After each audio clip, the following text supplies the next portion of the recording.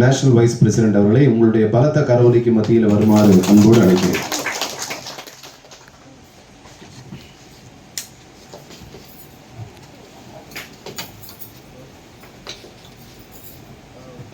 எதிர்கால சமுதாயத்தின் தூண்களாக அமர்ந்திருக்கும் சாதனையாளர்களே, விருது ஒரு செயலுக்கு, சிறப்பாக செயல்பட்ட செயலுக்கு கிடைக்கக்கூடிய ஒரு அங்கீகாரம். அந்த விருதை வழங்கக்கூடிய நபர் எந்த அளவிற்கு சாதனையாளராக இருக்கிறார், யார் கையால் இந்த விருது வழங்கப்படுகிறது அப்படிங்கிறதெல்லாம் எல்லாருக்கும் ஒரு கேள்விக்குறியா இருக்கும். இந்த தேசிய ஒருமைப்பாட்டு கலை பண்பாட்டு கழகம் ஒரு 50 ஆண்டுகளுக்கு மேலாக ஒரு சிறப்பான சமுதாய சேவையை செய்து கொண்டிருக்கிறது. இது சமுதாயத்தில் சிறப்பாக செயல்படக்கூடிய நபர்களை எல்லாம் இனம் கண்டு அவர்களை ஊக்கப்படுத்தும் விதமாக இந்த விருதுகளை வழங்கி மகிழ்வித்து மகிழ்கிறது. மகிழ்ச்சியை மட்டுமே கொடுத்து கொண்டிருக்கும் இந்த தேசிய ஒருமைப்பாட்டு கலை பண்பாட்டு கழகத்தால் உருவாக்கப்பட்டு அவர்கள் ஒவ்வொரு விழாவிலும் ஒரு உத்வேகத்துடன் வந்து கலந்து கொண்டு பல்வேறு மாற்றங்களை பெற்று ஒவ்வொரு நாளும் வளர்ச்சி பாதையில் பயணித்துக் கொண்டிருக்கும் எனக்கு இது போன்ற விழாக்களை ஒரு வாய்ப்பாகவே எடுத்துக்கொள்வேன். எப்பவுமே எல்லாருக்கும் வாய்ப்புகள் கிடைக்கணும், இல்ல வாய்ப்பை உருவாக்கணும். இது போன்ற வாய்ப்புகளை உருவாக்குவது அப்படிங்கிறது இந்த தேசிய கலை பண்பாட்டு கழகத்துக்கு 50 ஆண்டுகளுக்கு மேலாக நடக்குது. இப்ப நீங்க இங்க இருக்கீங்க, தமிழ்நாட்டினுடைய பல்வேறு பகுதிகளில் இருந்து பல்வேறு தொழில்களை செய்து கொண்டு இங்க உங்களுக்கு ஒரு அங்கீகாரம் கொடுப்பதற்காக, அந்த அங்கீகாரம் என்பது இதே ஜட்ஜை நீங்க போய் சாதாரணமாக கோர்ட்லையும் பார்க்க முடியாது, வீட்லையும் பார்க்க முடியாது. ஆனால் இந்த சமுதாயத்தில் பல்வேறு தவறுகளை கண்டித்து சமுதாய சீர்திருத்தத்தை அமைதியும் உருவாக்க வேண்டும் என்பதுதான் நீதிபதிகளோட வேலையே. அப்படி ஒரு தொழிலை சிறப்பாக செய்த ஐயா கணேசன் அவர்களால் அங்கீகரிக்கப்பட்ட விருதினை நீங்க வாங்க போறீங்க அப்படிங்கிறது உங்களுக்கு கிடைத்த ஒரு அதிர்ஷ்டம். ஒவ்வொருத்தருக்கும் ஒரு மன மாற்றம் ஒரு இடத்துல ஆரம்பிக்கும். அது எங்க ஆரம்பிக்கும் அப்படின்னு கேட்டீங்கன்னா, பாசிட்டிவிட்டி இருக்கக்கூடிய இடத்துல மட்டும்தான் ஆரம்பிக்கும். இந்த இடம் தான் 100% பாசிட்டிவ், அதாவது பாசிட்டிவிட்டி இருக்கும்.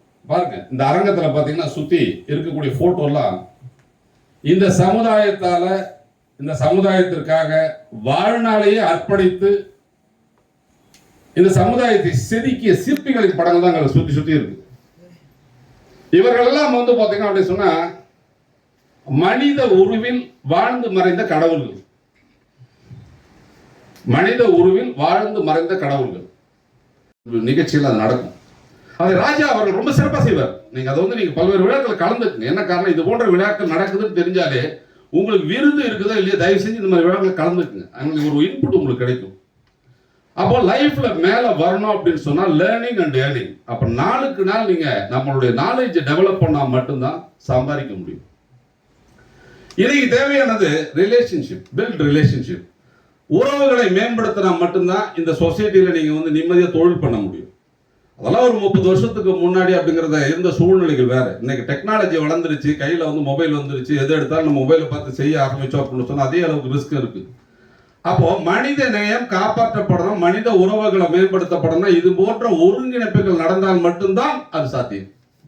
இல்லைன்னா நீங்க எல்லாரும் பாதி பேர் வீட்டில் பார்த்தீங்க அப்படின்னா போனோட இருப்போம், போனை பார்த்துக்கிட்டே இருப்போம், பக்கத்துல கூட யார்கிட்ட பேச மாட்டோம். ஆனா இது போன்ற விழாக்களின் மூலம் உங்களுடைய தொழில் மேம்படுவதற்கு உண்டான வாய்ப்புகளை இந்த தேசிய ஒருமை கலை பண்பாட்டுகளை உருவாக்குது. இந்த விழாக்களை கலந்துக்கிறப்போ ஒருத்தர் அவர் பேசுறாருன்னா அவருடைய எக்ஸ்பீரியன்ஸ் அவர் ஷேர் பண்றப்போ அப்படிங்கிறது you get lot of idea. அதை இம்ப்ளிமெண்ட் பண்ணீங்க அப்படின்னு சொன்னா பிசினஸ் ஒரு சேஞ்சஸ் வரதுக்கு உண்டான வாய்ப்பு இருக்கு.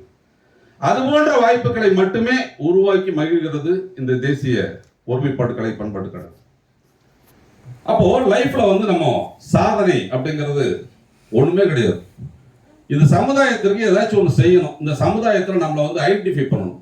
பிறந்தோம் இருந்தோம் இறந்தோம் அப்படிங்கிறது இல்லாம எதையாச்சும் நம்ம சாதிச்சுட்டு போனா தான் அது வந்து ஒரு சிறப்பா இருக்கும். அப்ப கலாம் ஐயா அவர்கள் வந்து பாத்தீங்க அப்படின்னு சொன்னா ஒரு ஜனாதிபதி அவர் மாறினப்ப அவர் சொன்ன சில வார்த்தைகள் எடுத்துட்டீங்க அப்படின்னா, பிறப்பு ஒரு சம்பவமாக இருந்தாலும் இறப்பு ஒரு சரித்திரமாக இருக்கணும் அப்படின்னு அவர் சொல்லியிருக்கார். அப்போ எல்லாரும் பிறக்கிறோம், எல்லாரும் இருக்கிறோம். ஆனா பட் இன்னைக்கு அவரோட இதை பத்தி நம்ம ஒவ்வொரு மேடையில பேசக்கூடிய லெவலுக்கு ஒரு விஷயத்தை அவர் சொல்லிட்டு போயிருக்கார். அவரை இன்னொரு இடத்துல சொல்லியிருப்பார், கனவு காணுங்கள், தூக்கத்தில் வருவது கனவு அல்ல, உன்னை தூங்க விடாமல் செய்வதுதான் கனவு அப்படின்னு சொல்லியிருப்பார். அப்போ கனவு அப்படிங்கிறது வாழ்க்கையில எதையாச்சும் பெருசா சாதிக்கணும் அப்படிங்கிற லெவலுக்கு இருக்கணும். அப்போ சுயநலம் இல்லாத ஒரு திங்கிங்கோட நீங்க உங்களுடைய செயல்பாட்டை கொண்டு போனீங்கன்னா பல சாதனைகளை உங்களால செய்ய முடியும். சாதனை செய்வதற்கு நீங்களாம் ஒரு புல்லாங்குழல் மாதிரி இருக்கும். என்ன காரணம்னா, ஒரு புல்லாங்குழலும் ஒரு ஃபுட்பாலை வந்து கடவுள்கிட்ட போய் அழுது, ஃபுட்பால் என்ன சொல்லுச்சு, நானும் காத்துல தான் இயங்குறேன், புல்லாங்குழலும் காத்துல தான் இயங்குது, ஆனா என்னை எல்லாரும் எட்டி எட்டி உதைக்கிறாங்க, ஆனா புல்லாங்குழலை எல்லாம் பாதுகாப்பா வச்சுக்கிறாங்க அப்படின்னு கடவுள் சொன்னாரு, ரெண்டு பேருமே காத்துல தான் இயங்குறீங்க, ஆனா புல்லாங்குழல் வாங்கின காத்தை வெளியே விட்டு அது இசையை மாற்றி மற்றவர்களை மகிழ்விக்கிறது, ஆனா ஃபுட்பாலு காத்தை உள்ள வாங்கி வச்சுக்குது, அதனாலதான் அது உதப்படுது. அதனால உங்களுக்கு கிடைக்கக்கூடிய அந்த வருமானத்தின் ஒரு பகுதியை இந்த சமுதாயத்திற்கு நீங்க ஏதாச்சும் திருப்பி கொடுக்கணும். அதாவது விதி பரிணாமம் எல்லாமே எங்கிருந்து எடுக்கப்பட்டது அங்கு கொடுக்கப்பட வேண்டும். நம்ம பிறந்து நம்ம வந்து இறக்குறப்ப அப்படி எதையும் கொண்டு போக போறது கிடையாது.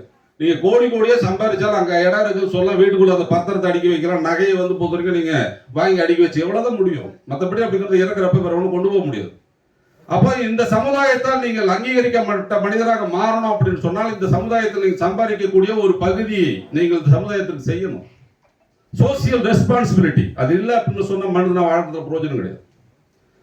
அப்போ வந்து ஒவ்வொரு தொழிலதிபரும் உங்கள் பகுதியில் இருக்கக்கூடிய இளைஞர்களுக்கு வேலை வாய்ப்பையும் தொழில் வாய்ப்பையும் கொடுப்பது மட்டுமல்லாமல் அந்த பகுதியை மேம்படுத்தும் ஒரு தலையாய பணியை நீங்க செய்யணும். நீங்க சம்பாதிக்கக்கூடிய ஒரு பகுதியில் வந்து ஒரு பகுதி இந்த சமுதாயத்துக்கு செய்யுங்க. இஸ்லாத்துல வந்து பாத்தீங்க அப்படின்னு சொன்னா அவங்களுடைய வருமானத்துல 2% என்ன வந்து பாத்தீங்கன்னா அவங்க வந்து இல்லாதவங்களுக்கு கொடுப்பாங்க.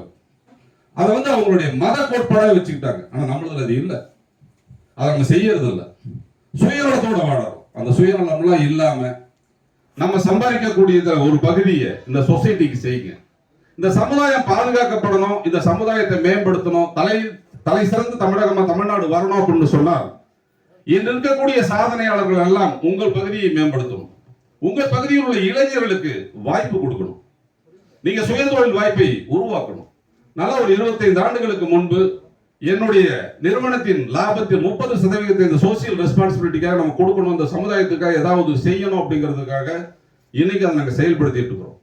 எதிர்வரும் காலத்தில் போன தடவை அந்த மீட்டிங் முடிச்சுட்டு போன உடனே ஒரு சில விஷயத்தை பார்த்தேன். எனது அருமை நண்பர் அமீர் கான் அவர்கள் வந்து அண்ணா வந்து ஒரு மிக சிறந்த மனிதநேயம் உள்ள ஒரு மனிதர். அதாவது தனக்கு புகழ் வேணும்னு நினைக்க மாட்டார், அடுத்தவங்களை ஏற்றி விட்டுட்டு அப்படி மகிழ்ச்சி அடைவார். அப்படிப்பட்ட ஒரு மனிதரை நீங்க தமிழ்நாட்டில் பார்க்கணும்னா இங்க நீங்க மேடையில பாருங்க. அவர் அமீர் கான் பல பேர் அப்படிங்கிறது வந்து பாத்தீங்கன்னு வச்சுக்கோங்க, அவர் வந்து ஏடியாக இருந்து செயல்பட்டு ஏற்றி விட்டு இருக்கிறார். அரசியல் தளத்திலும் சரி தொழில எதுலையுமே சரி ஒரு போன் பண்ணா உடனே எடுத்து பேசுவாங்க, எதுனாலும் சொல்லுவாங்க, கோவப்பட மாட்டாங்க. அப்படி வந்து பொறுத்த வரைக்கும் நிறைய பேரை இன்னைக்கு வளர்த்து விட்டு இருக்காரு. ஒரு பெரிய அமைப்பு, அதாவது இந்தியாவின் மிகப்பெரிய தொழிற்சங்கமான INTC என்ற ஒரு தொழிற்சங்கம் காணாம போயிடுச்சு தமிழ்நாட்டில். அதை மீட்டெடுத்து இன்று தொழிலாளர்களுக்கு ஒரு நலனை சேர்க்கக்கூடிய ஒரு வாய்ப்பை உருவாக்கி கொடுத்தவர் அமீர் கான். அதாவது பல நூற்றாண்டுகள் தொழிற்சங்கத்தை வந்து முழுகடிச்சிட்டாங்க, அதை மீட்டு கொடுத்தார். இன்னைக்கு அதன் மூலம் நிறைய பேர் தொழில் வாய்ப்புகளை பெற்றிருக்கிறாங்க, நிறைய பேர் வாய்ப்புகளை பெற்று வெவ்வேறு லெவலுக்கு வளர்ந்துட்டு இருக்கிறாங்க. அந்த அமைப்புல என்னுடைய நண்பர் ஆம்பூர் சனவுல்லா அவர்கள் வந்து ஒரு சேரிட்டியா வந்து ஒரு ஹெல்த் கேர் சென்டர் ஆரம்பிச்சார். அதை நான் பார்த்தேன் சோசியல் மீடியாவில். என்கிட்ட ஒரு இடம் நான் உடனே என்ன யோசனை பண்ணேன், எனக்கு ஆல்ரெடி எனக்கு டாக்டர் 2 டாக்டர் இருக்காங்க, 2 பேருமே டாக்டர். ஏன் சொசைட்டிக்கு நம்மளும் எதுவும் செய்யக்கூடாது அப்படிங்கிறப்ப அதுக்கு முன்னாடி அடுத்த கட்ட வேலையை ஆரம்பிச்சுட்டேன்.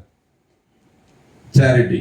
அப்ப ஏழைகளுக்கு உதவும் விதமாக ஒரு ஹெல்த் கேர் சென்டர் வேலை நடந்துட்டு இருக்கு. வெகு விரைவில் ஆரம்பிக்க போறோம். இதை தமிழ்நாடுக்குள்ள கொண்டு போகணும் அப்படின்றதுதான் என்னுடைய நோக்கம். அப்ப என்னன்னு கேட்டீங்கன்னா, உங்களை மாதிரி சாதனையாளர்கள், உங்களை மாதிரி தொழிலதிபர்கள், தொழில் முனைவோர்கள் உங்கள் பகுதியில் இது போன்ற வாய்ப்புகளை ஏற்படுத்தி கொடுத்தால் எங்கள் நிறுவனம் முன்னின்று அதை செயல்படுத்தும். அதனால எங்களை நீங்க பயன்படுத்தணும்னு நினைச்சீங்க அப்படின்னு சொன்னால் எங்களுடைய அனுபவத்தையும் எங்களுடைய பினான்சியல் ஸ்ட்ரென்த்தையும் நீங்க யூஸ் பண்ணி உங்களை வளர்த்துக்கிறதுக்கு உண்டான வழிவாய்ப்புகளை நாங்கள் உருவாக்கி கொடுக்கிறோம். இந்த சொசைட்டிக்கு ஏதாச்சும் செய்யணும் அப்படிங்கிற பட்சத்தில் நான் செஞ்சது எல்லாமே என்னன்னு கேட்டீங்கன்னா, இன்னைக்கு மனிதனுக்கு அதிகப்படியான தேவை இருப்பது பணம். அந்த பணம் ஒரு ஆள் சம்பாத்தியத்தில் நடத்த முடியாது. அப்போ சுய தொழில் வாய்ப்பு இருக்கணும். அப்ப பெண்களுக்கு அதை மேம்படுத்தணும் அப்படிங்கிறதுக்காக பெண்கள் எளிதாக வீட்டிலிருந்தே தொழில் செய்து குறைந்தபட்சம் ஒரு 20,000 to 30,000 சம்பாதிக்கக்கூடிய வாய்ப்புள்ள தொழில் வாய்ப்புகளை உருவாக்கி கொடுத்து அதற்கு தேவையான இயந்திரங்களை அவர்களை இன்று ஊக்கப்படுத்திட்டு இருக்கோம். அப்போ பெண்கள் மேம்பாடு அப்படிங்கிறது சமுதாயத்திற்கு தேவையான ஒரு அடிப்படையான ஒண்ணு. கிராம மேம்பாடு என்பது ஒரு தேவையான ஒண்ணு. டாக்டர் ராஜா அவர்கள் கூட சொன்னாங்க, கிராமத்தை மேம்படுத்த சொல்லி காந்தி சொன்னார். அப்பதான் இதெல்லாம் பொறுத்த வரைக்கும் நாங்கள் வெறும் படிச்சோம், காந்தி சொன்னார் கேட்டுட்டு போக கூடாது, செயல்படுத்தணும் சார். அதாவது 2 விஷயங்கள் தான். ஒரு படைப்புல ஒரே அப்பா அம்மாவுக்கு பிறந்த அண்ணன் தம்பி கூட ஒரே மாதிரி இருக்க மாட்டாங்க. குணாதிசயங்கள் கூட வேறுபடும். இறைவன் இப்படித்தான் படைத்திருக்கிறார். அப்ப பாத்தீங்க அப்படின்னு சொன்னா, ஒரு அப்பா அம்மாவுக்கு பிறந்த அப்படியே வித்தியாசம் இருக்கிறப்போ சமுதாயம் அப்படிங்கிறது பல்வேறு இனம், பல்வேறு மத, பல்வேறு அறிவுகள் மேம்பட்ட வித்தியாசப்பட்ட மக்களோட இருக்கிறப்போ அவங்க சொல்லிட்டே தான் ஏதாவது சொல்லுவாங்க. அதை கண்டுக்காதீங்க. நீங்கள் செய்ய வேண்டிய காரியத்தை சிறப்பா செய்யுங்க. அது 1 ரூபாயா இருந்தாலும் சரி, 1 லட்சமா இருந்தாலும் சரி, உங்கள் பகுதியில் 10 பேருக்கு பலனடக்கூடிய வகையில் அது இருக்குமானால் அதை உடனே செய்ய யோசிக்காதீங்க. நாளைக்கு தள்ளி போடாதீங்க. அப்போ ஒவ்வொரு நபரும் ஒரு சமுதாய சிந்தனையோடு சோசியல் ரெஸ்பான்சிபிலிட்டியோட நீங்க செயல்பட்டால் தமிழ்நாடு தலை சிறந்த ஒரு தமிழ்நாடா மாறும். இன்னைக்கு தமிழகம் இந்து, முஸ்லீம், கிறிஸ்டின் இப்படி வித்தியாசம் இல்லாம ஒரு ஒற்றுமையா இருப்பதற்கு காரணமே என்ன அப்படின்னு கேட்டீங்கன்னா, இது போன்ற நிகழ்வுகள் தான், இது போன்ற விழாக்கள் தான், இது போன்ற அமைப்புகள் தான். அப்ப பல ஆண்டுகளாக தேசிய ஒருமைப்பாட்டு கலை பண்பாட்டு கழகம் இந்த சேவையை செஞ்சிட்டு இருக்குது.